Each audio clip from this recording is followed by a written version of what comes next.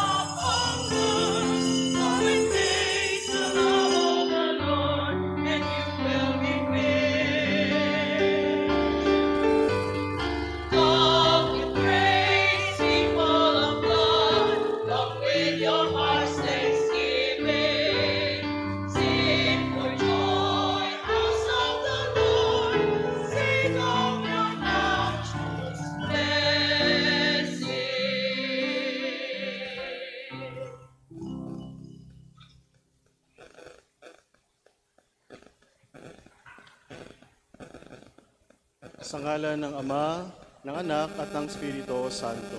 Amen. Ang pagpapala ng ating Panginoong Jesucristo, ang pag-ibig ng Diyos Ama, at ang pakipagkaisa ng Espiritu Santo, naway sumainyong lahat. At sumaiyo rin. Mga kapatid, aminin natin ang ating mga kasalanan upang tayo'y maging marapat gumanap sa banal na pagdiriwang. Inaamin ko Sa makapangyarihang Diyos at sa inyo mga kapatid, na lubha akong nagkasala sa isip, sa salita, sa gawa, at sa aking pagkukulang. Kaya isinasamo ko sa mahal na Birheng Maria, sa lahat ng mga anghel at mga banal, at sa inyo mga kapatid, na ako'y ipanalangin sa Panginoong ating Diyos. Kawaan tayo ng makapangyarihang Diyos, patawarin tayo sa ating mga kasalanan, at patnubayan tayo sa buhay na walang hanggan. Amen.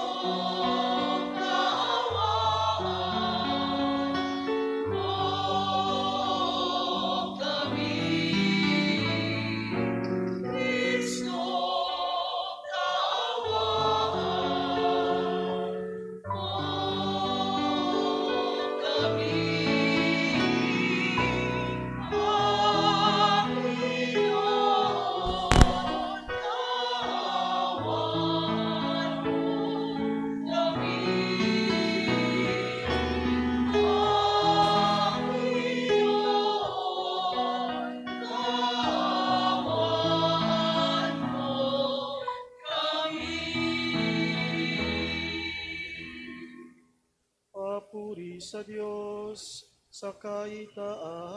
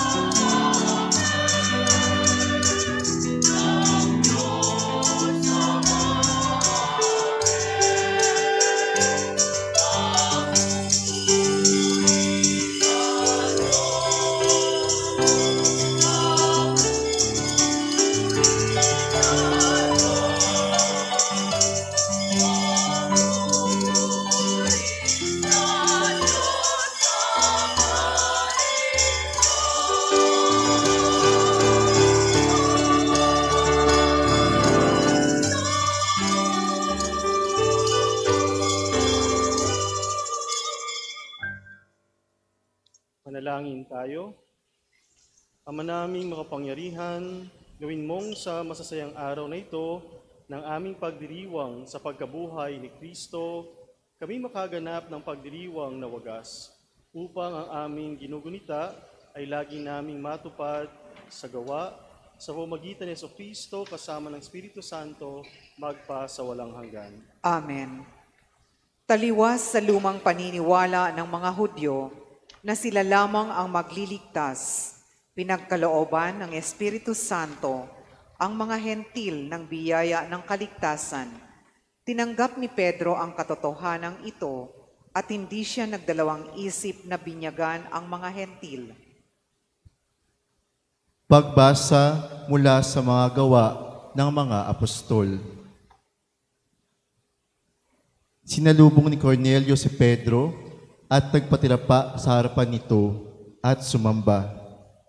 Ngunit sinabi ni Pedro, "Tumindig kayo, ako'y tao ring tulad ninyo. Ngayon ko lubusang natanto na walang itinatangi ang Diyos. Nalulugod siya sa sinumang may takot sa Kanya at gumagawa ng matuwid kahit saang bansa." Nagsasalita pa si Pedro nang bumaba ang Espiritu Santo sa mga nakikinig ng salita. Namangha ang mga mananampalatayang Hudyo na kasama ni Pedro, sapagkat ang mga ito ay pinagkalooban din ng Espiritu Santo. Narinig nila ang mga hentil na nagsasalita sa iba't ibang wika at nagpupuri sa Diyos. Kaya't sinabi ni Pedro, "Tulad natin, sila'y pinagkalooban din ng Espiritu Santo. Sino pa ang makahadlang na binyagan sila sa tubig? At iniutos niyang binyagan sila sa pangalan ni Jesucristo." Pagkatapos, hiniling nila kay Pedro na manatili roon ng ilang araw. Ang salita ng Diyos. Salamat sa Diyos.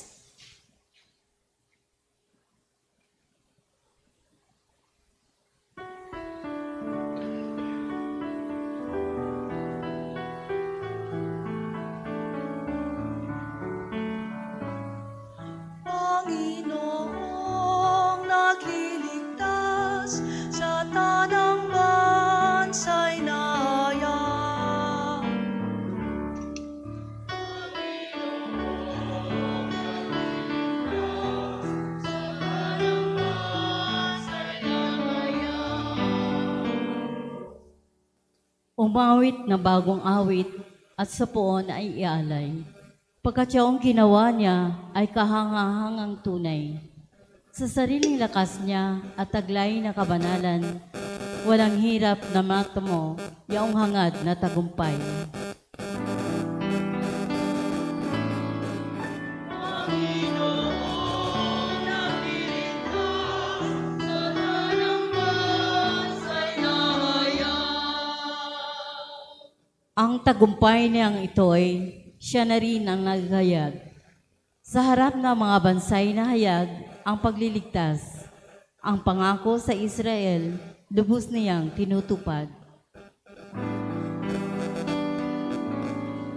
Panginoong nagliligtas sa tanang bansay naya.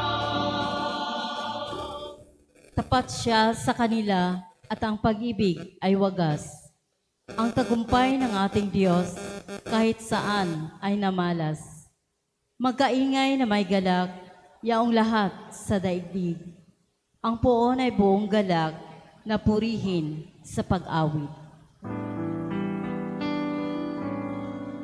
Panginoon, nagliligtas sa tanang bansay na iyan. Panginoong nagliligtas sa tanang bansay na iyan.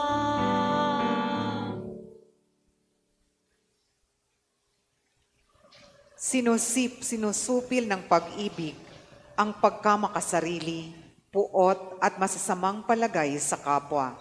Hindi lamang nagmumula sa puso ng tao ang pag-ibig, kundi sa Diyos rin na siyang unang umibig sa sangkatauhan.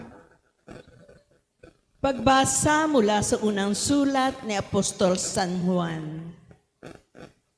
Mga pinakamamahal, mag-ibigan tayo sapagkat mula sa Diyos ang pag-ibig. Ang bawat umiibig ay anak ng Diyos at kumikilala sa Diyos. Ang hindi umiibig ay hindi kumikilala sa Diyos, sapagkat ang Diyos ay pag-ibig. Inihayag ng Diyos ang kanyang pag-ibig sa atin nang suguin niya ang kanyang bugtong na anak upang magkaroon tayo ng buhay sa pamamagitan niya.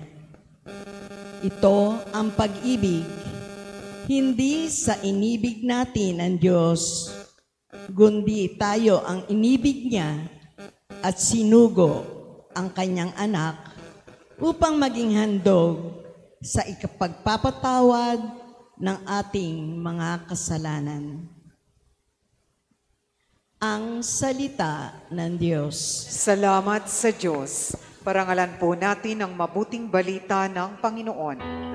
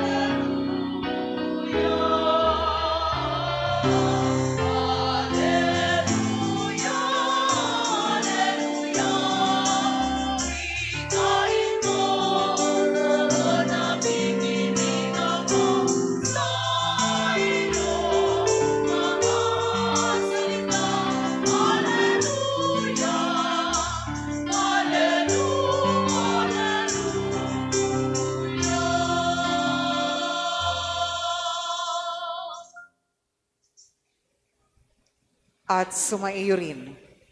Buting balita ng Panginoon ayon kay San Juan. Papuri sa iyo, Panginoon. Noong panahong iyon, sinabi ni Jesus sa kanyang mga alagad, "Kung paanong iniibig ako ng Ama, gayon din naman iniibig ko kayo. Manatili kayo sa aking pag-ibig. Kung tinutupad ninyo ang aking mga utos, mananatili kayo sa aking pag-ibig. Tulad ko, tinutupad ko ang mga utos ng aking Ama at ako'y nananatili sa kanyang pag-ibig. Sinabi ko sa inyo ang mga bagay na ito upang makahati kayo sa kagalakan ko at malubos ang inyong kagalakan. Ito ang aking utos, mag-ibigan kayo gaya ng pag-ibig ko sa inyo. Walang pag-ibig na hihigit pa sa pag-ibig ng isang taong nag-aalay ng kanyang sarili para sa kanyang mga kaibigan. Kayo'y mga kaibigan ko kung tinutupad ninyo ang mga utos ko. Hindi ko na kayo inaaring alipin sapagkat hindi alam ng alipin ang ginagawa ng kanyang Panginoon. Sa halip, inaari ko kayong mga kaibigan sapagkat sinabi ko sa inyo ang lahat ng narinig ko sa aking Ama. Hindi kayo ang pumili sa akin, Ako ang pumili at humirang sa inyo upang kayo'y humayo at mamunga at manatili ang inyong bunga. Sa gayon, ang anumang hingin ninyo sa Ama sa aking pangalan ay ipagkakaloob sa inyo. Ito ang inuutos ko, mag-ibigan kayo. Mga kapatid, ang mabuting balita ng Panginoon. Pinupuri ka namin, Panginoong Heso Kristo. Isang matiwasay at mapagpalang umaga po ang hatid sa atin ng Panginoon. Good morning. Magandang umaga rin po, Father. Nung ako po ay bata pa, hanggang sa ngayon, nahihilig po akong kumain ng kalabasa. Kaya para sa akin, hanggang ngayon, malinaw ang aking mata. Pero nung minsan, nagpunta po ako sa isang clinic, no? At meron po nakalagay doon, pre-check-up. Inisnab ko. Ang ginawa ko, tumingin muna ako sa mga sunglasses kasi yun yung interest ko. And then, medyo makulit yung technician. Sabi niya, "Sir, baka gusto niyo pong subukan lamang." E di sinubukan ko po no, magpa-test po ng aking mata. At ang sabi po ng technician o nung nag-assist sa akin, kayo po ba may diabetes? Or kaya po ay hypertensive? Ang sabi ko, hindi po. Matagal na po ako, since bata ako, 2020 ang aking vision. Hindi po ako nagkakamali. Sabay, abot sa akin ng resulta.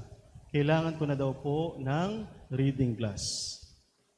Mga kapatid, sa ating buhay, meron tayong mga alam natin nung una ay mahalaga at yun yung pinakaparang kinagingat-ingatan natin na mga pundasyon o impormasyon sa ating buhay. Pero taliwas sa ating pagkakaalam, no? Meron na palang tinatawag na development. May tinatawag na din dapat na adaptability tayo sa nangyayari sa ating paligid. Hindi lahat ng nararamdaman natin nung tayo kabataan ay mananatili kung tayo ay nasa estado na ng edad 40 pataas. So hindi ko sasabihin ng aking edad. Ano? Mga kapatid, malinaw sa ating unang pagbasa nang si San Pablo ay dumating at siya'y sinalubong ni Cornelius at si Cornelius ay nagbigay galang kay San Pablo kasi maituturing siyang napaka-prominent na leader o sa community ni Jesus Christ. And that's why halos siya ay papurihan at sambahin. Pero pinigilan ni San Pablo si Cornelius at ang kanyang sinabi, "Ako ay tulad ninyo, walang nagbago. Ako ay tagapaglingkod din ng Panginoon." Mga kapatid, mahalaga na minsan sa ating buhay o mas madalas pa, baka malimutan natin, na kung anuman ang katayuan natin sa buhay, minsan may paalala.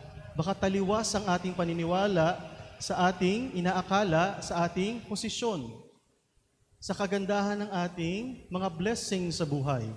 O minsan naman kapag medyo nag-negative o medyo challenge tayo, ang feeling natin, ang buhay natin, ay puro na lang tayo nasa lusak o pagsubok. Baka naman, merong ibang perspective o pagtingin ang kailangan gamitin natin sa ating mga karanasan sa buhay. Ang ating po mga pagbasa, ngayon pong ika-6 na linggo sa Pasko ng Pagkabuhay ng ating Panginoong Jesucristo, ay pagpapakita po ng napakaklarong perspective na gusto ni Kristo na matutunan ng kanyang mga alagad. Itinuring niyang kaibigan ang lahat. Ibig sabihin, ikaw man ay nasa posisyon, ikaw man ay malapit kay Kristo, ikaw man ay mga tumatanghod lang o nakikinig lamang at maya-maya ay aalis na lang din, tayong lahat ay mga kaibigan ni Kristo. At ang kanyang turo na dapat hindi taliwas sa ating buhay at huwag nating malimutan ay ang mag-ibigan kayong lahat. Kapag tinanong po kayo, define what is love. Ano po ang inyong definition sa love? Love is, ano po ba? Para tayo may question and answer. Parang slam book. Alam niyo po, ang love ay very complex kung titignan. Part of the concept, no, at our mind, and sometimes sa feelings. Pag sinabing love, parang may kilig, parang may something na parang gusto mong gawin patuloy kasi nakakapagbigay sa atin ng kaligayahan, ng pagkagaan ng loob. Pero ang tanong, paano mo ba pinakikita o binibigyang mukha ang pag-ibig? Palagay nyo ba pare-pareho tayo ng definition ng love? I believe hindi. Kasi ang pagde-define ng isang love ay nakadepende sa ating need. Tama? Kung need natin na attention, so we look for person na makapagpupuno ng atensyon. Kung gusto natin tayo ay maraming blessings, ang love na gusto muna natin ay maging mapagbigay. No? It is to us and sometimes from us. So ang konsepto natin ay maaari magkakaiba, taliwas sa akin, taliwas sa inyo, magkakaiba tayo ng kahulugan. Pero merong pinaka-iisa lamang na definition na gusto ni Kristo na maunawaan natin. Ano nga ba ang pag-ibig? Ang definition at mukha ng pag-ibig. Meron bang mukha ang pag-ibig? Made-describe ba natin ang pag-ibig? Can you describe love? Mahirap, no? O sige, padadaliin natin. Pwede niyo po bang tignan ang iyong katabi sa upuan? Tignan po mabuti. Huwag po kayo mahiya. Masama niyo pamilya, mga kapatid. And now, can you define love? Ang love ay hindi lang isang concept. Ang love ay tungkol sa taong iyong kapiling, iyong kasama, iyong pinaglilingkuran, iyong pinaglalaanan ng iyong panahon. Yan ang love. And therefore, lahat po tayo ay makukonsider na iba-iba po ang definition natin, pero kung based sa definition na gusto ni Kristo na matutunan natin sa love, love is loving our neighbors. Ito po yung huling habilin sa atin ng Panginoon. Paano ba natin ipagpapatuloy ang kanyang ministeryo? Sa ating pagdarasal, pagdisimba, pagbabasa ng Biblia, at pakikipagkapwa-tao. Madedefine natin lagi ang ating pananampalataya sa Panginoon. Masasabi natin tayo ay masunuri ng mga faithful ng Diyos, hindi lamang para sa ating sariling kapakanan, kundi para sa kapakanan ng taong nasa katabi mo. He or she is the face of love. Siya yung minsan kaaway mo, minsan nagkakatawaan kayo, minsan ay nagkukwentuhan kayo, o minsan naman ay nagkakalayo kayo ng loob. Tayong lahat ay mukha ng pag-ibig. Kaya ang hamon sa atin ng Panginoong lagi, paulit-ulit niyang binanggit sa ating Ebanghelyo, mag-ibigan kayo. Madaling sabihin, ano? Madali bang magmahal? Madaling sabihin, mahirap gawin. Yung simple na, halimbawa, nasa isa kang pila sa SSS, merong walang ballpen. Iniabot mo ang ballpen sa kanya para may magamit siya. Love yun, kasi may concern ka. Yung classmate mo, naiwanan niya ang baon. At nakapag-share ka ng small piece of your sandwich, love na kagad yun kasi you responded to the need of your neighbor. Merong kapatid ka, no? Talagang kadugo mo, matagal mo lang hindi siya kasundo, napalayo siya sa inyong buhay, no? Parang hindi nyo na siya mahanap. Yung tawagan mo siya, hanapin mo siya, at sabihin mo sa sarili mo, papatawarin ko na siya. It is a showcase of great love, my dear friends. Nowadays, ang mundo po ay napaka-challenging. Mabilis na po tayong magsabi sa ating kapatid, hindi kita gusto. I will cancel you. You have the different thoughts. You have the different objective in life. And I believe we are not the same. Therefore, I cancel you. You are different from us, different from me. Kapatid, baka naman pwede, preno. kailangan ng mundo natin ay ang mga magkakasamang mananampalataya na magmumultiply, na maging lovers sa mundong ito. Maging mukha ng pag-ibig ni Kristo. Sa loob ng inyong tahanan, kumusta ba kayo? Kayo ba ay ehemplo ng mukha ng pag-ibig ni Kristo? Sa inyong community, you are shouting for justice. You want not to be heard. Pero napaka-rigid ng iyong pamamaraan. Palagay mo ba, love ba yun? Because love is patience, love is kind, love is understanding, and love is forgiving. And lastly, love is justice. Pwede nating sabihin sa kapatid nating, itama mong mali mo. Pero sa pamamaraang, hindi tayo nakakasakit ng damdamin. We are now in a world full of distractions, trouble, easy to be canceled, easy to be what? Labeled. But my dear friends, ang tinuturo sa atin ng Panginoon ngayong linggo ay radical love. Huwag kang sobrang gumamit ng inyong pagka-selfish. Maging magkakaibigan kayo. Ano ba ang turing ng magkakaibigan? Kahit mali siya, itatama ko siya, pero uunawain ko siya. Di ba ganun kayo magkakaibigan? When you have fallen, you have your hand to hold your friend. Ang totoong kaibigan.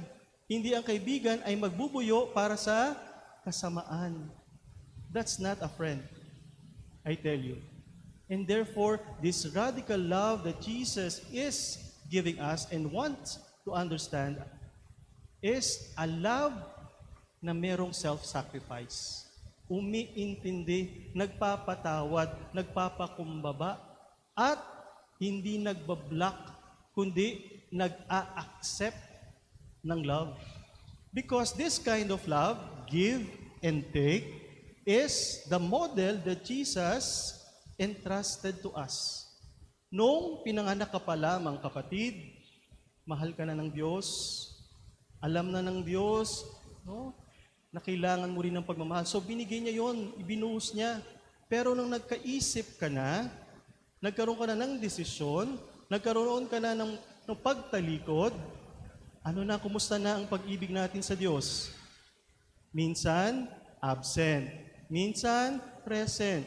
Minsan, pag need natin si Lord, barugdob ang ating panalangin. Pag medyo nakaluwag-luwag na tayo at medyo malayo ng ating loob, nakakalimutan na natin ang pagmamahal o pagbabalik pagmamahal sa Panginoon. Kapatid, una pa lamang ng iyong hininga, pagkapanganak pa lang mo lamang, ay mahal ka na ng Diyos. Sana yung buhay mo ngayon ay maging mukha ng pag-ibig ng Diyos.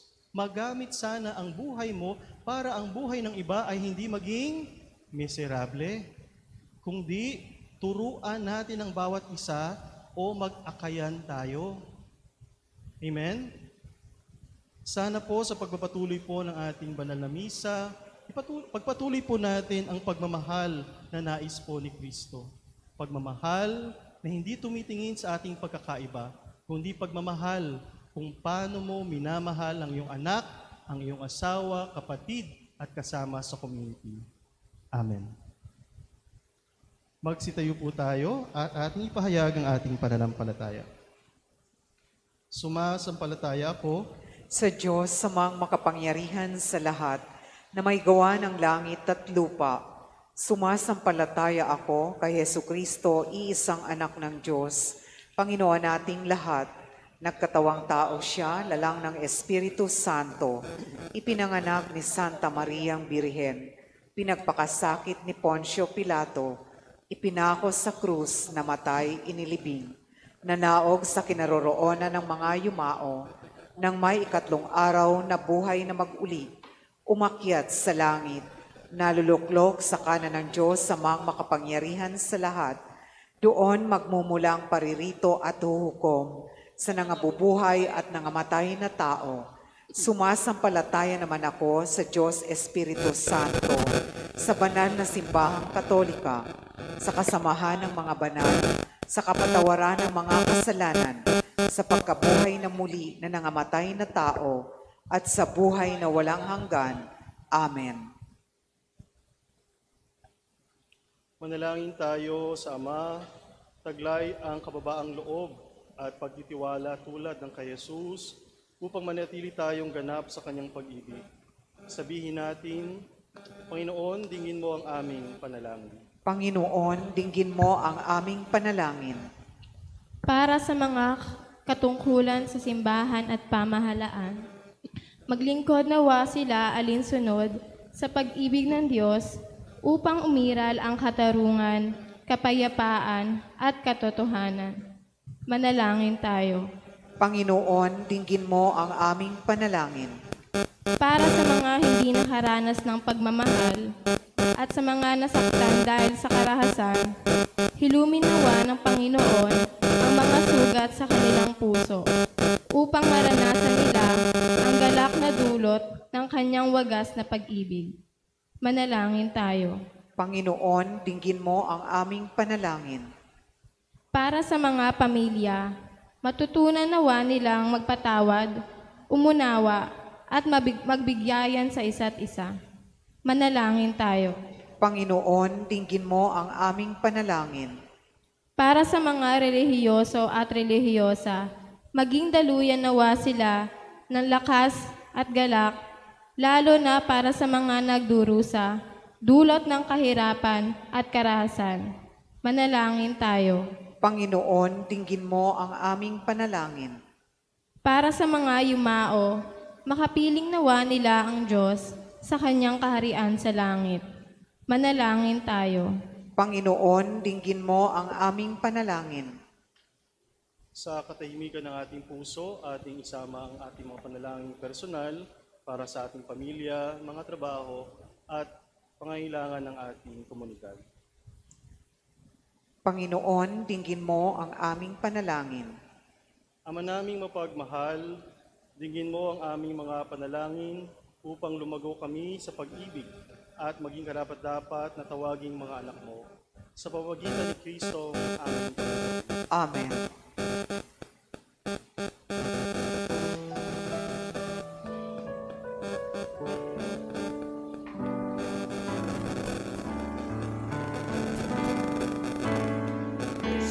By the gifts we bring to you, bounty on the earth receive anew.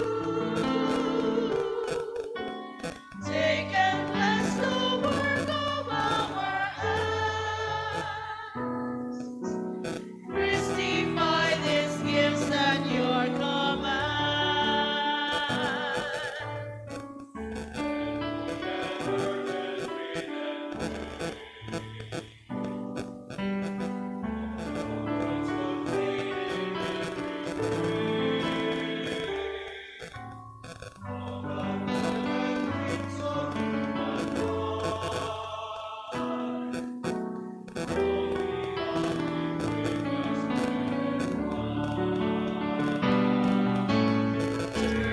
Bread and wine, our hearts sing. Bread and wine, our hearts sing. The living presence of the Lord. The living presence of the blessed rock and shepherd, all in blessed rock and shepherd, all our hunger sacred bread will feed. With this bread and wine you receive now our deepest thirst you satisfy. We will by this bread you sanctify. All the work for you to Christify.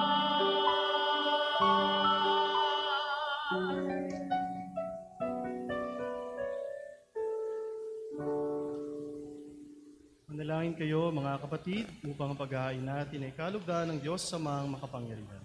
Tanggapin nawa ng Panginoon itong paghahain sa iyong mga kamay sa kapurihan niya at karangalan sa ating kapakinabangan at sa buong sambayanan niyang banal.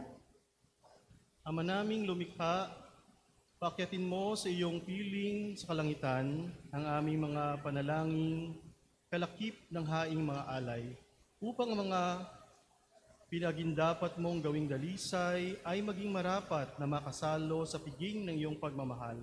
Sa pamamagitan ni Jesucristo kasama ng Espiritu Santo, magpa sa walang hanggan. Amen. Sumainyo ang Panginoon, At sumaiyo rin, itaas sa Diyos ang iyong puso at diwa, itinaas na namin sa Panginoon. pasalamatan natin ang Panginoong ating Diyos. Marapat na siya ay pasalamatan. Ama naming makapangyarihan, tunay nga marapat na ikaw ay aming pasalamatan. Ngayong ipinagdiriwang ang paghahain ng Mesiyas, ang maamong tupa na tumubos sa aming lahat. Siya'y talagang maaasahan at ang katapatan niya sa pananagutan ay siyang bumago sa dating pamumuhay sa sangkatauhang namihasa sa pagkasalawahan. Ang dangal ng tao ay naganap na itampok upang mamana namin sa pakikipagkapatid kay Jesus.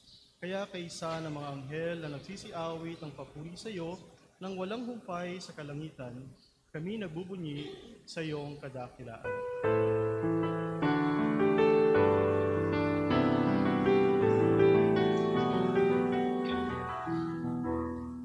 Santo, Santo, Santo, Panginoong Diyos, napupuno ang langit at lupa ng kadakilaan mo.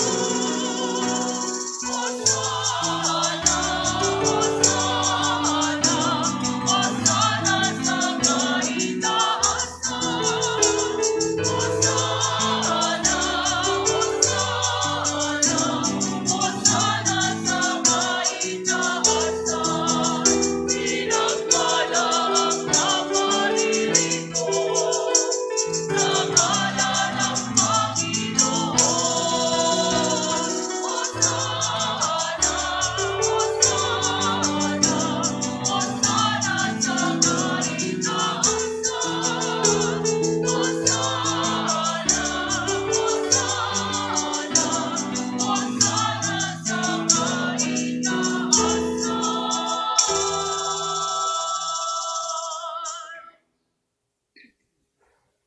Ama naming banal, ikaw ang bukal ng tanang kabanalan, kaya't sa pamamagitan ng iyong Espiritu, gawin mong banal ang mga kaloob na ito upang para sa amin ay maging katawan at dugo ng aming Panginoong Jesucristo.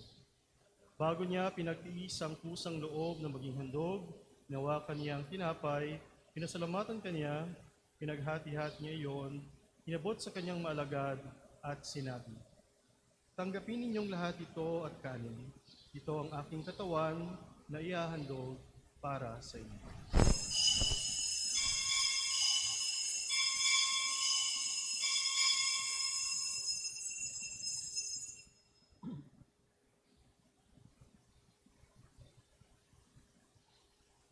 Gayon din naman nang matapos ang hapunan, hinawakan niya ang kalis, muli kanyang pinasalamatan, nibot niya ang kalis sa kanyang mga alagad at sinabi, "Tanggapin ninyong lahat ito at inumin.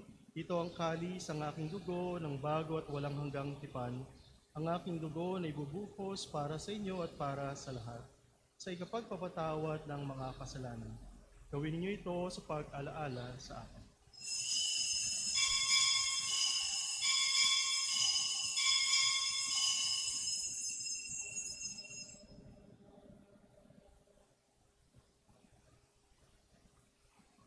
Ipagbunyi natin ang misteryo ng pananampalataya. Sa puso at pagkabuhay, kami tinubos mong tunay. Kung Jesus naming mahal, iligtas mo kaming tanan. Kung Jesus naming mahal, ngayon at magpakailanman.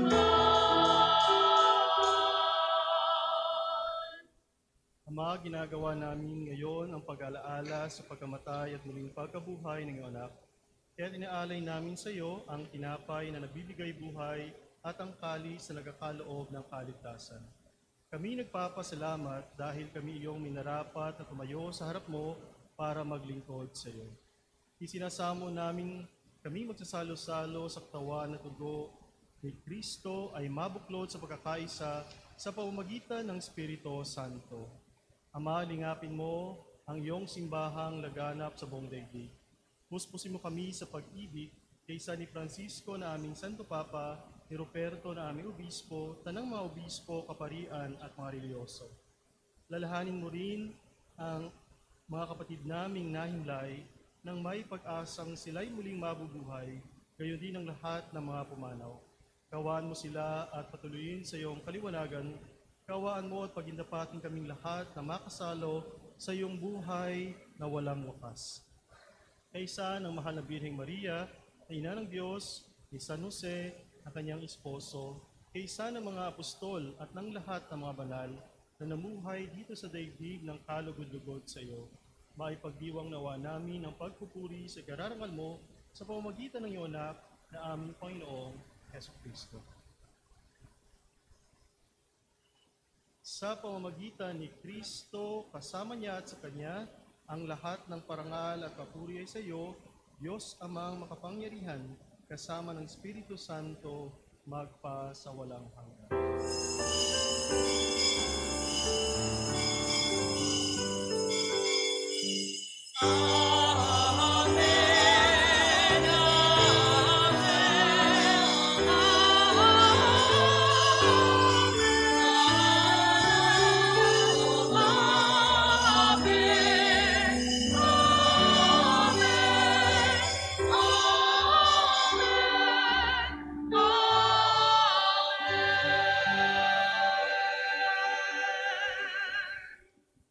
Sa tagubilin ng mga nakagagaling na utos sa turo ni Jesus sa Panginoon natin at Diyos, ipahayag natin ng lakas to.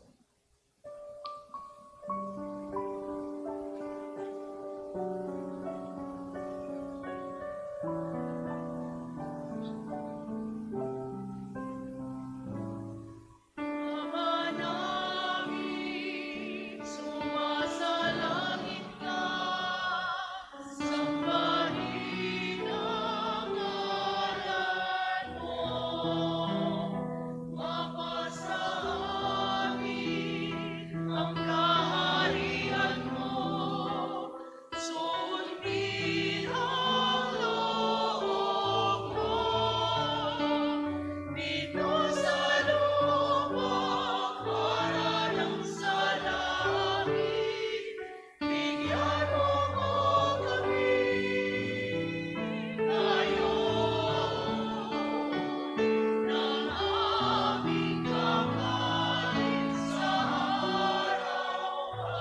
araw-araw at pagkawarin mo kami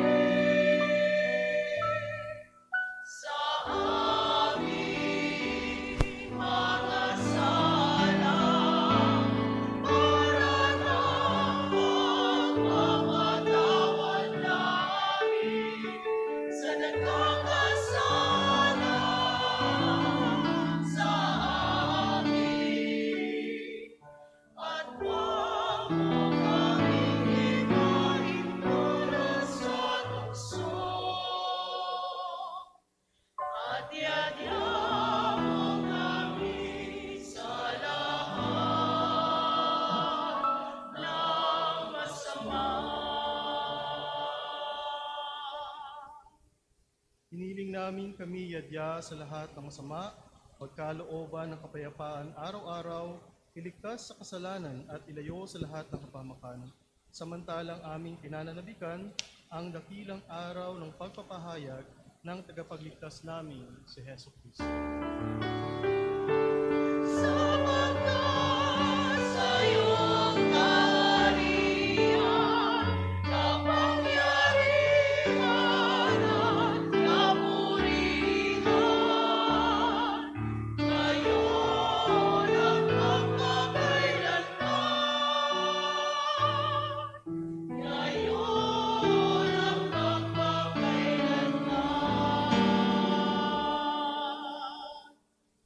Panginoong Jesucristo, sinabi mo sa iyong mga apostol, kapayapaan ang iniiwan ko sa inyo, ang aking kapayapaan ang ibinibigay ko sa inyo. Tunghayan mo ang aming pananampalataya at huwag ang aming pagkakasala. Pagkalooban mo kami ng kapayapaan at pagkakaisa ayon sa iyong kalooban, kasama ng Espiritu Santo magpa sa walang hanggan. Amen. Ang kapayapaan ng Panginoon ay laging sumainyo. At sumaiyo rin. Magbigayan po tayo ng kapayapaan sa isa't isa. Peace be with you.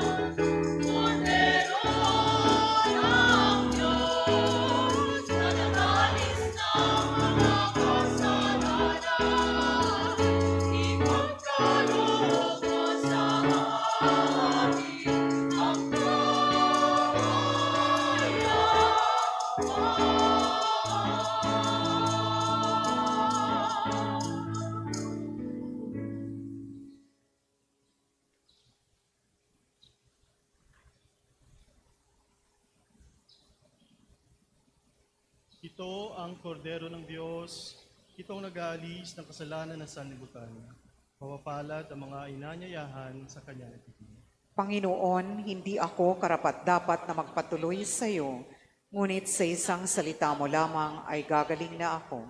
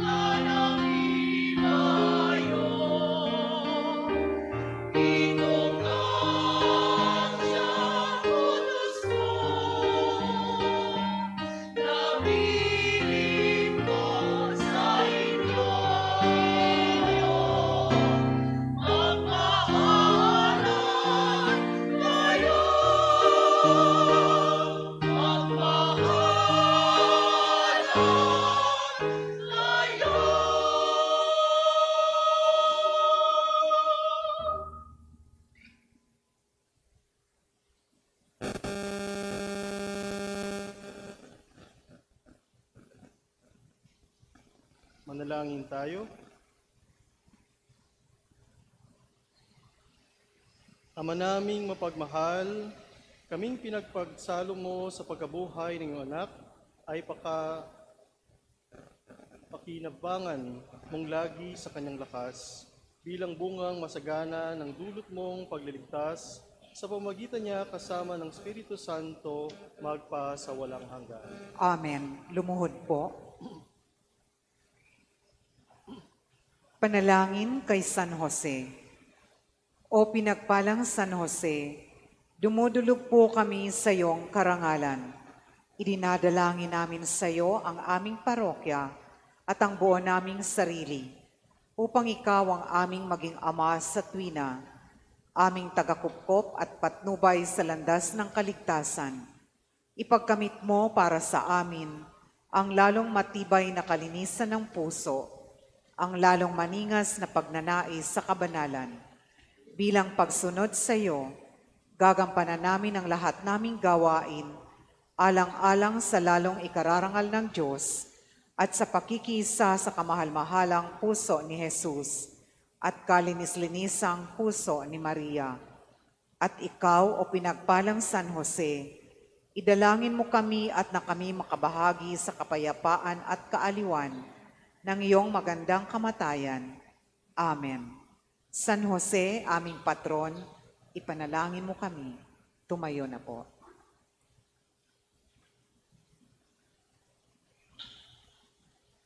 Muli magandang umaga po sa ating lahat. Magandang umaga. Magandang umaga rin, Father. Huwag po nating malimutan ang mensahe po ng ating Ebanghelyo ngayong ika-6 na linggo ng pagkabuhay ng ating Panginoon. Mag-ibigan tayo. Nawa tayong lahat ay magdala ng mukha ng pag-ibig ni Kristo. Laging umuunawa, nagbibigay galang, nagpapakumbaba, umiintindi, at nagsasakripisyo. Amen. Sumainyo ang Panginoon At sumaiyo rin. at pagpalain kayo ng makapangyarihang Diyos Ama, Anak at ng Espiritu Santo. Amen. Natapos na ang banal na misa, humayo kayong mapayapa. Salamat sa Diyos.